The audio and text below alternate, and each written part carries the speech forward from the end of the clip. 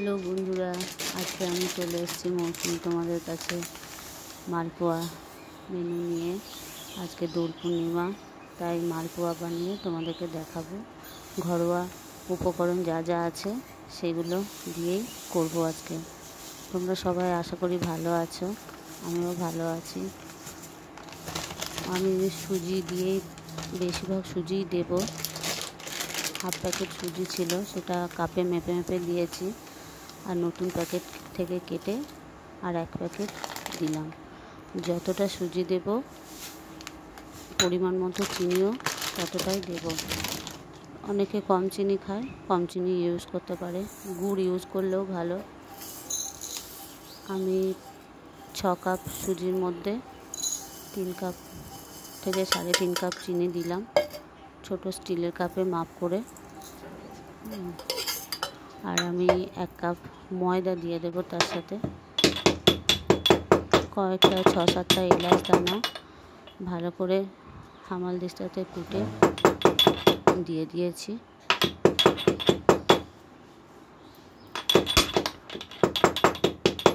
একটু ভিজিয়ে রাখলে ভালো হয়।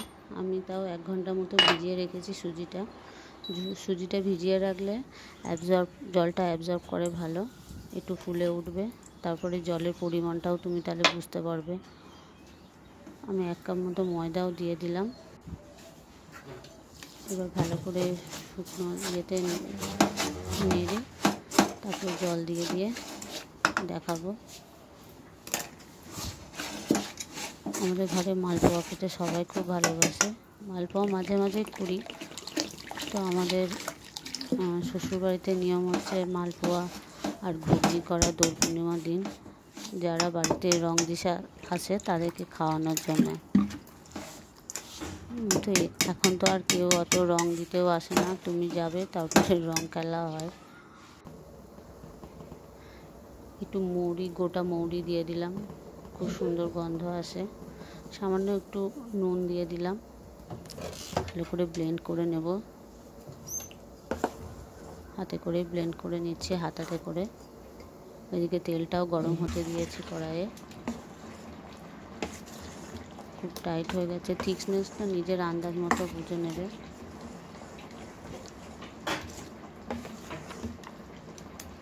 হাতা দিয়ে ভালো করে ঘুরিয়ে ঘুরিয়ে নিচ্ছি।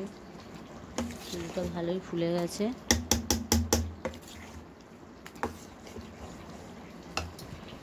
খুব সুন্দর ফুলে গেছে। এবারে আরেকটু মনে হচ্ছে জল দিতে হবে। কাজু কিশমিশ, কাজুটা একটু ভেঙে নিলাম, গোটা গোটা থাকলে ভালো মতো মিশে দিলে বেশি ভালো লাগবে। একটু হামাল দিস্তাতে কুটে নিলাম জাস্ট হালকা।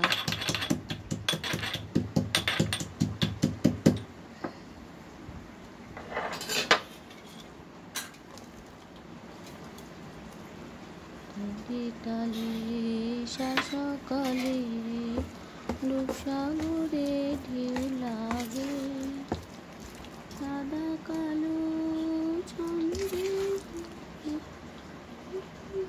মালপোয়া আবার যত বাসি হয় তত খেতে ভালো লাগে। কড়াইটা গরম হয়ে গেছে, তেল দিয়ে দিলাম।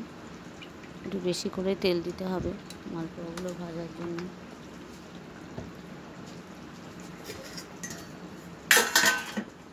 ভাজা হয়ে গেছে, একটু দিয়ে দেখলাম। আর এটা দিলাম তার কারণ হচ্ছে, মা বলতেন যে একটু দিয়ে প্রথমে কোনো কিছু ভালো খাবার প্রথমে দিয়ে অগ্নিদেবকে নিবেদন করতে হয়। তাই আমি একটু তুলে ওটা প্রথমে দিয়ে গ্যাসের পাশে রেখে দেব। পরে যখন গ্যাস পরিষ্কার করব তখন ছড়িয়ে দেবো ওটাকে। তো সব কিছুতেই, বিয়ে বাড়িতে বলো, কোনো অনুষ্ঠান বাড়িতেও প্রথমে অগ্নিদেবকেই দেওয়া হয় ভালো খাবার জিনিস বানানো হলে। এবার হাতায় করে একটু একটু করে দেব।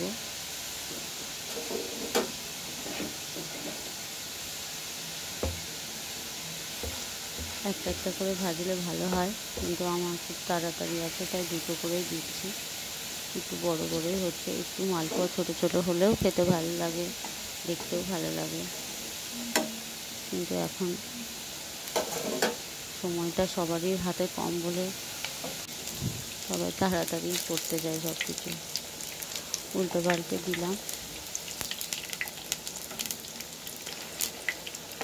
আমার ভিডিওগুলো যদি ভালো লেগে থাকে বন্ধুরা, মেনুগুলো, তাহলে অবশ্যই লাইক আর সাবস্ক্রাইব করে দেবে, তাহলে আমি খুব খুশি হব।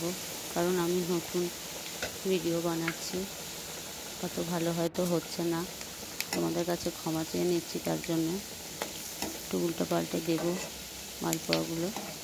এই মালপোয়াগুলো আবার রসে দিলেও খুব সুন্দর লাগে, কিন্তু রসে দিলে খুব বেশি মিষ্টি হয়ে যাবে। এখন অত বেশি মিষ্টি না খাওয়াই উচিত, তো মাঝে মাঝে আমি রসে দিয়েও করি। একদিন তোমাদের রসে দিয়ে করে দেখাবো। রসে দিলে জিনিসটা আরও সুন্দর সফট হয়।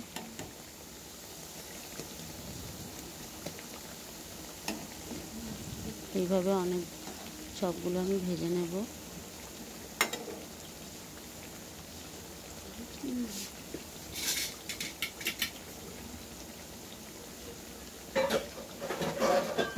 আমার পাশে থাকবে বন্ধুরা। আমি এইভাবে সাধারণ মেনু দিই।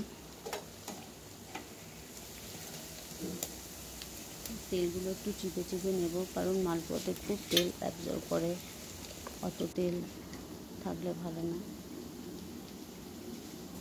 আবার একবার দিয়ে এইভাবে ভেজে নেব, আবার একবার দিয়ে। গ্যাসটা একটু কমিয়ে কমিয়েই ভাজতে হবে, কারণ গ্যাসের ফ্লেম হাই করে দিলে পুড়ে যাওয়ার চান্স থাকবে, ভেতরটা কাঁচা থাকবে। ওই জন্য গ্যাসটা মিডিয়াম ফ্লেমে দিয়ে আস্তে আস্তে ভাজতে হবে।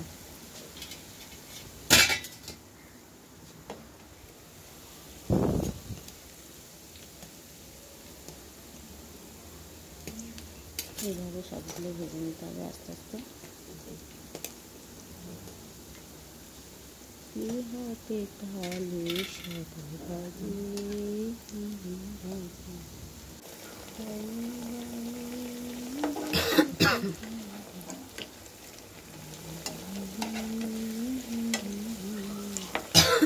মোটামুটি হয়ে গেছে।